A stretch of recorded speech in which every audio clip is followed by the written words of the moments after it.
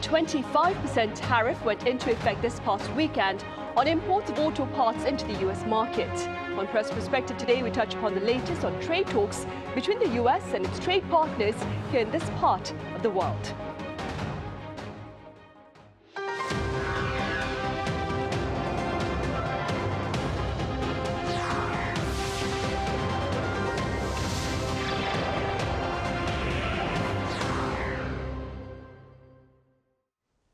Hello and welcome to Press Perspective for this Thursday, May 8th here in Seoul. I'm Min Sun-hee. Tackling U.S. tariff remains a task here in South Korea as well as in neighboring Japan. For more on the respective responses to the new trade reality sought by the Trump administration, I have Ruy Valdes with Spanish news agency EFE Spain here in the studio. Ruy, welcome back. Nice to be here, Sun-hee. I also have Koichi Yonemura, the Deputy Foreign News Editor for Japanese daily the Mainichi. Koichi, it's great to have you back. Thank you for having me.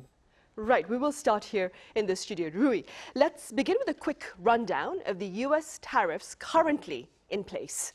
Yeah, Trump tariff revival has shake markets from Brussels to Beijing, all over the place.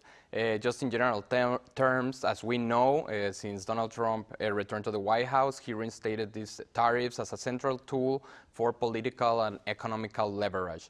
So I will go with a long list, but it's not really the full list of all the tariffs that have been implemented, but just the most relevant ones. He imposed country-specific tariffs to China, which is 145% on toys, machinery, and others. Mexico and Canada were also imposed with a 25% tariffs, but with important exemptions because they respected in a way the free trade agreement that they have in North America.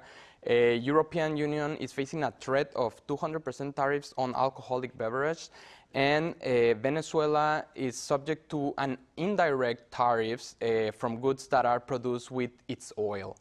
And on the other hand, we had sector-specific tariffs, automobile and parts. They were imposed in two different dates, in the beginning of April and the beginning of May, for 25%. Steel and aluminum.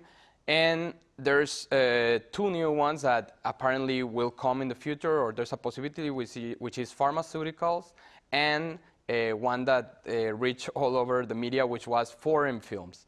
Apparently, they won't apply foreign films, but I want to stop a little bit with this example because it kind of shows what I believe is a misunderstanding on how supply chains are so diversified internationally. So it could sound like, okay, let's preserve American movie industry, right?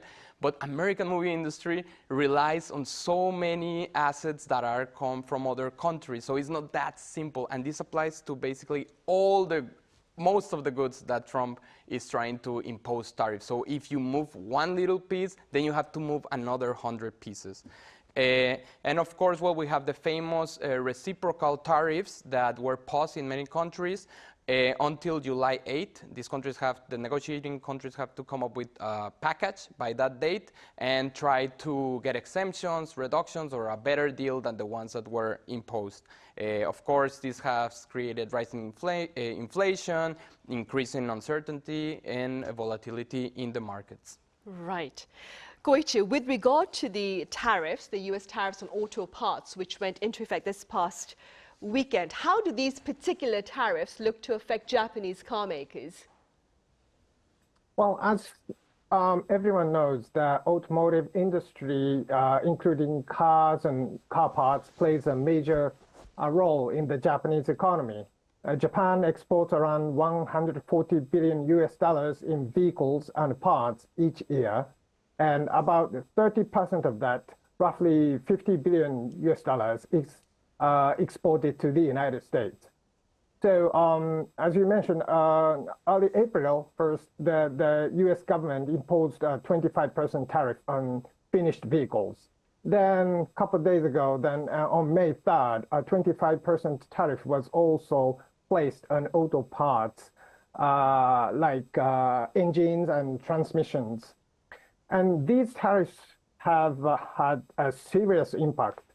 On May 3rd, Japan's Minister for Economic and Fiscal Policy met the press, and Mr. Akazawa met the press and stated that one Japanese automaker is losing $1 million every hour due to the new tariffs.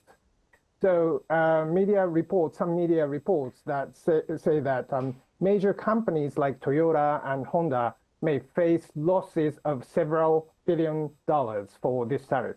In fact, Toyota announced today that it expects its operating profits for the fiscal year ending next March to fall by 35% compared to this March.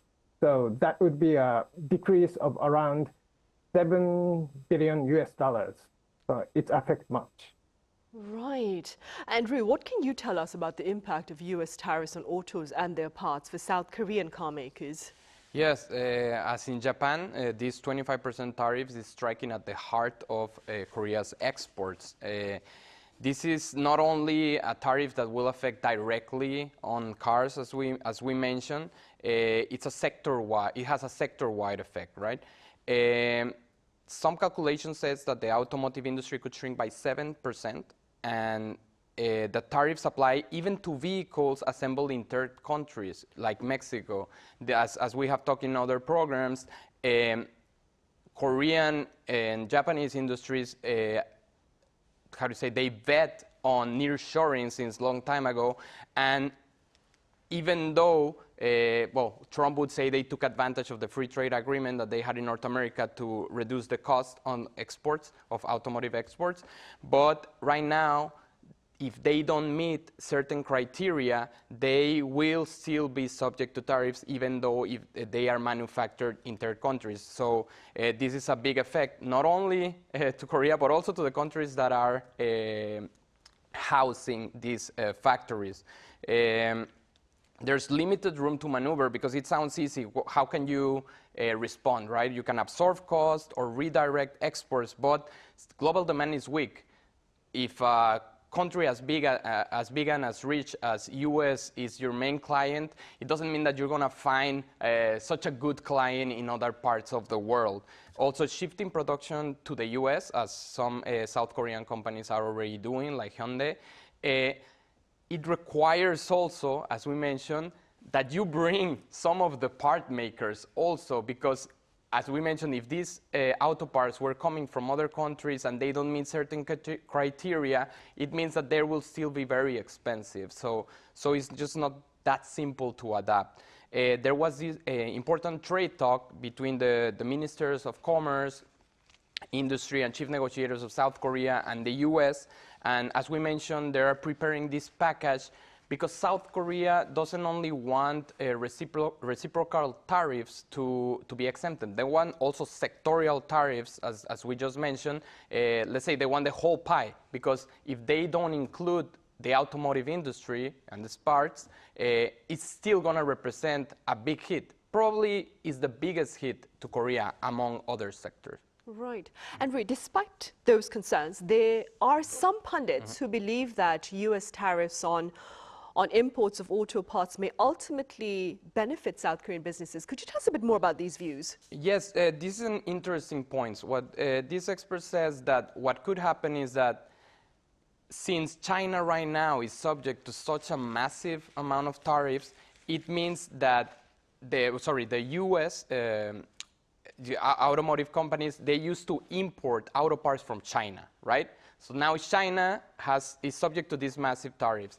So they will need to find new clients to reduce costs, and South Korea would be in the top places or the top potential clients to get these parts. So this way, by this triangulation, is that South Korea might get benefit. Again, this is a theoretical appreciation, but still we need to really measure the whole cost of these maneuvers. But yeah, there is promise that somehow, as an unintended consequence, South Korea auto part makers will get benefits because they will fill the gap that China will leave with this increase of its cost. Right, I see. Koichi, Japanese trade officials have been holding tariff talks with their US counterparts. What's the latest regarding these talks, Koichi? same as South Korea, Japanese government is calling for a comprehensive review or removal of all tariffs, including those on automobiles and parts. And however, during the second round of negotiations held on May 1st, it is reported that the US side made it clear that the 25% tariffs on automobiles, parts, steel, and aluminum are not even up for discussion. So this puts Japan in a very difficult position. Intensive talks are scheduled to begin in mid-May, with the goal of reaching a conclusion sometime by the end of this month or early next month. But still many experts, including my colleague in my newspaper, believe it will be really hard for Japan to achieve any rollback on car-related tariffs. Right, I see. And amid the threat of US tariffs, Koichi, on friends and foes alike, I understand a bipartisan delegation called Japan-China Friendship recently wrapped up a visit to Beijing. Could you tell us a bit about this Japanese initiative and its implications? At the end of April, as you mentioned, a bipartisan group of Japanese lawmakers led by LDP Secretary General Moriyama visited China.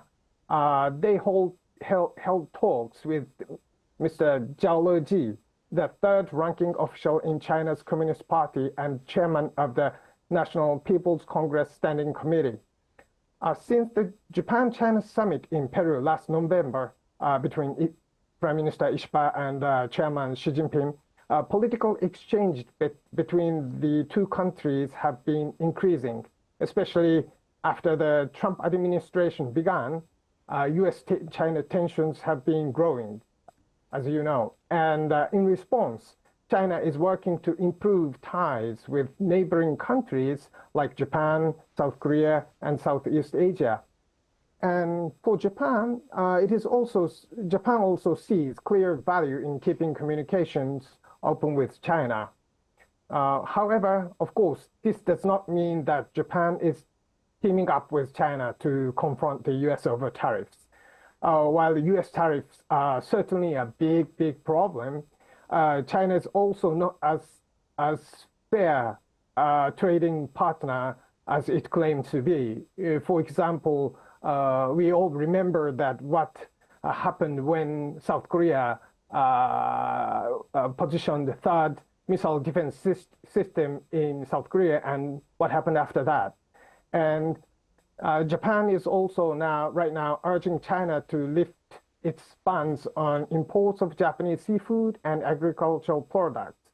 So during the recent visit to China, the US tariffs were, of course, discussed between Japan and China, Japanese delegation. But the Japanese delegation also asked China that act as a responsible major economic power. Right, I see. Meanwhile, Ruy, with regard to South Korea, an opinion piece published by US magazine The National Interest claims Seoul has been steadily shifting its trade strategy ever since the first Trump administration. Do tell us more about this particular observation. Yeah, this observation is quite interesting because it means that since the first administration, he already gave many signals of what kind of policies he wanted in terms of tariffs or trade, right? So thanks to that, South Korea, in a way, started preparing or noticed that it depended a lot on China and US trade. So to start making some kind of like a plan B, they start signing many free trade agreements or start negotiations, promising negotiations to get free trade agreements as a way to protect itself. Now we have Trump coming back to the White House, and what this article points out is that South Korea might be a little bit more ready than the first time. So it points out that from 2018 to 2025, Seoul initiated 17 new trade negotiations, following only 32 between 1999 and 2017, which is a major increase. And there is ongoing negotiations with many countries like Bangladesh, Mexico, Egypt, Morocco, and growing reach to other places like Serbia, Pakistan, Tanzania, etc. Nearly 80% of Korean economy relies on trade. So US accounts 13 to 14% of that, and also China is a big chunk. This means that by trying to diversify or trying to depend less to get intermediate goods and diversify export destination, South Korea in a way is protecting its economy. The only thing remains to be seen how good this strategy would work, because if we see the present reactions that South Korea has had to Trump tariffs, it has been kind of like favoring US demands in a way. It's one of the countries that, of course, because it depends more on US trade, it has invested more now or given in to Trump's demands. So we still don't know if this plan is actually working, but we could say that it has a good reserve in the case that, for example, the ongoing tariff negotiation for reciprocal tariff fails. Right. Koichi, concerns over Trump's tariffs, they extend beyond South Korea and Japan. And as proof of this reality, regional finance authorities spoke against protectionism this past Sunday, I believe, over in Italy. How relevant do you suppose is this regional statement? Yes, as you mentioned, on May 4th, finance ministers and central bank governors from Japan, South Korea, China, and ASEAN nations gathered in Milan, Italy. And they released a joint statement saying that the escalating protectionism is a burden on global trade and can lead to economic fragmentation. This was an indirect, because they didn't mention the name of the United States of America or Trump administration, but still strong criticism of the Trump administration's tariff policies. And I think it is quite unusual for Japan and South Korea to criticize the US together with China. While this statement may not have a real power to change US policy, but it really reflects the growing frustration among key economic players among Asia over the US trade stance. Right. Ruy, speaking as a foreign journalist who's observing the efforts here in East Asia to better engage the US in tariff talks, do South Korea and Japan appear to be strategic allies or perhaps silent rivals? Well, you could say they have a little bit of both under these circumstances. As US tariffs have squeezed the two largest democracies in East Asia, Japan and South Korea have been adopting parallel, yet subtly competitive approaches to defend national interests. While both nations coordinate with Washington and have like a similar enemy in this context and try to diversify trade ties, they still have main rivalries in tech, trade, leadership, and we could say that US attitude is testing these both countries beneath diplomatic smiles. The strategic cooperation, well, as I mentioned, this common enemy they both are facing, as Mr. Koichi said, 25% US tariffs in exports like auto, electronics, and steel.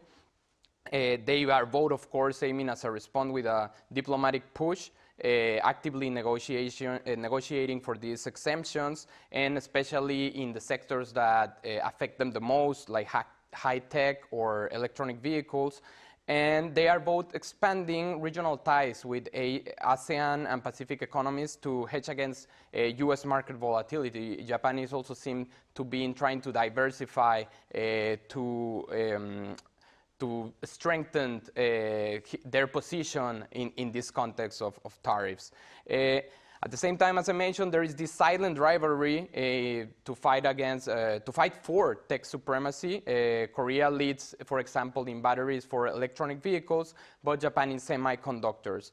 Trade leadership also, both seek a louder voice regionally in either Southeast Asia or in the Pacific, even including with investment or approaches into Latin America. And the question is, who's Washington favorite? Some pundits would say that Seoul has right now a better relationship in terms of their military exchanges and chip or semiconductor diplomacy, but also Tokyo has a strong stance because of its auto sector in the US. So yeah, the broader implications of this that these two countries are facing, of course, is a reduction almost of 1% of their GDP, according to some calculation. And you could say that they have right now a dual strategy that combines both competition and cooperation. Right, competition and cooperation. Koichi, broadly speaking, what areas do you suppose can Seoul and Tokyo work as strategic allies then?